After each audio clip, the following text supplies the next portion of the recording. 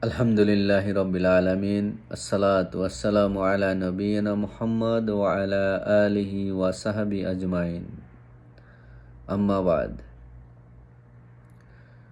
আল্লাহ সুবহানাহু ওয়া তাআলা পবিত্র কোরআনে সূরা বাকারার 151 নম্বর আয়াতে ইরশাদ করেন, কামা আরসালনা ফীকুম রাসূলাম মিনকুম ইয়াতলু আলাইকুম আয়াতিনা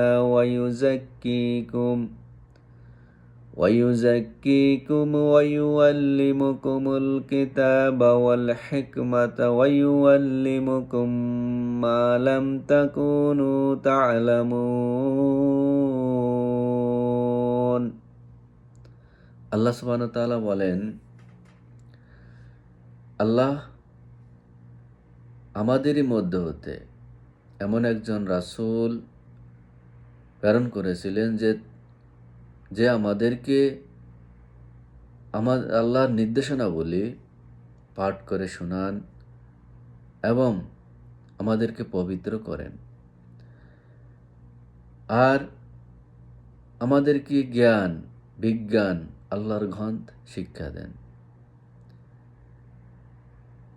আর আমরা যেগুলো অবগত ছিলাম না সেগুলো আল্লাহ সুবহানাহু ওয়া তাআলা আল্লাহ রাসূল সাল্লাল্লাহু আলাইহি সাল্লামের মাধ্যমে আমাদেরকে শিক্ষা দেন। তাহলে তাফসীর ইবনে কাসিরের বর্ণনায় এই আয়াতের ভাবার্থ হচ্ছে, আল্লাহ রাসূল সাল্লাল্লাহু আলাইহি সাল্লাম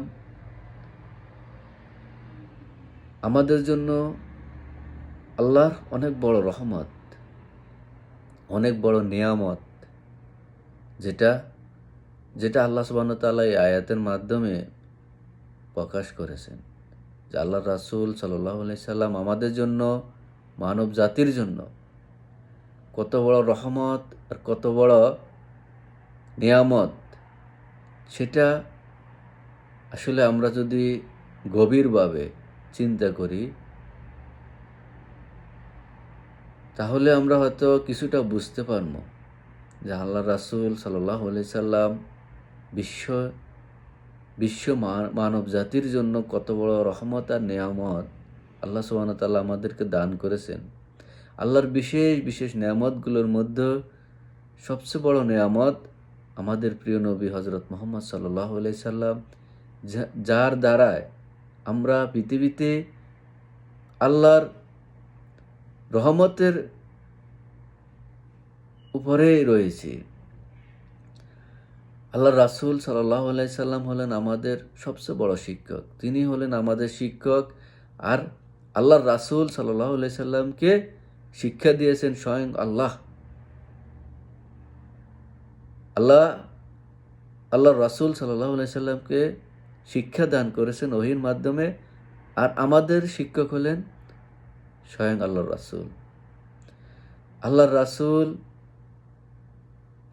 আল্লাহর রাসূলের শিক্ষায় শিক্ষিত হয়েছেন, বড় বড় আলেম বনে গেছেন, বড় বড় খলিফা বনে গেছেন, আরও বড় বড় আলেম ওলামা আছে হাজার হাজার লক্ষ লক্ষ। তারা সবাই আল্লাহর রাসূল সাল্লাল্লাহু আলাইহি সাল্লামের শিক্ষায় শিক্ষিত।